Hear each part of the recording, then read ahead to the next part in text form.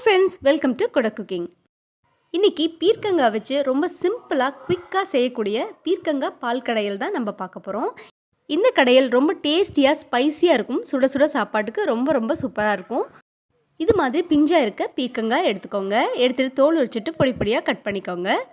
நம்ம ரெசிபிக்குள்ளே போகிறதுக்கு முன்னாடி நம்ம சேனலை மறக்காமல் சப்ஸ்கிரைப் பண்ணிடுங்க, பெல் பட்டனும் அழுத்திடுங்க. அப்போ தான் நான் போடுற போஸ்ட் உங்களுக்கு வந்து சேரும்.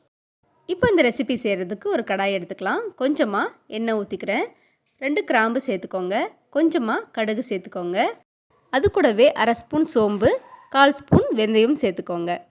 இது கூட ஒரு கைப்பிடி சின்ன வெங்காயம், 2 பல்லு பூண்டு சேர்த்துக்கோங்க. ஃப்ரெஷ்ஷாக கருவேப்பிலையும் சேர்த்துக்கோங்க.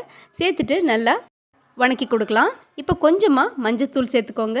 அதுக்கு தேவையான கல்லுப்பையும் சேர்த்துக்கோங்க. சேர்த்துட்டு அதையும் நல்லா வணக்கி கொடுக்கலாம். இப்போ நம்ம போட்ட சின்ன வெங்காயம் நல்லா வதங்கி வந்துருச்சு. இந்த சமயத்தில் 2 ஸ்பூன் சாம்பார் மிளகாய்த்தூள் சேர்த்துக்கோங்க. உங்கள் வீட்டில் இருக்க சாம்பார் மிளகாய்த்தூளை 2 ஸ்பூன் சேர்த்துக்கலாம். சேர்த்துட்டு அதையும் லைட்டாக வணக்கி கொடுங்க.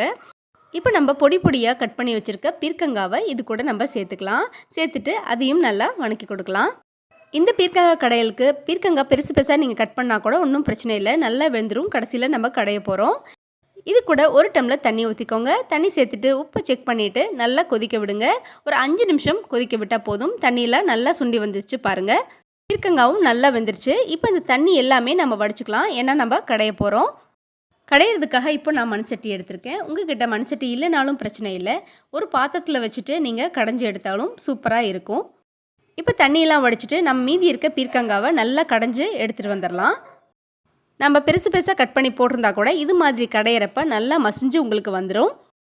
காரத்துக்கு நான் சாம்பார் மிளகாய்த்தூள் போட்டேன். அதுக்கு பதிலாக நீங்கள் பச்சை மிளகா கூட போட்டுக்கலாம். அந்த ரெசிபியும் நான் உங்களுக்கு வீடியோவில் போட்டிருக்கேன், போய் பாருங்கள். இப்போ பாருங்கள், இது மாதிரி நல்லா கடைஞ்சி எடுத்துக்கலாம். பாருங்கள், நல்லா மசிஞ்சு வந்துருச்சு. இந்த சமயத்தில் நம்ம வடித்து வச்ச தண்ணியும் இது கூட நம்ம சேர்த்துக்கலாம். ரொம்ப ரொம்ப டேஸ்டியாக இருக்கும்.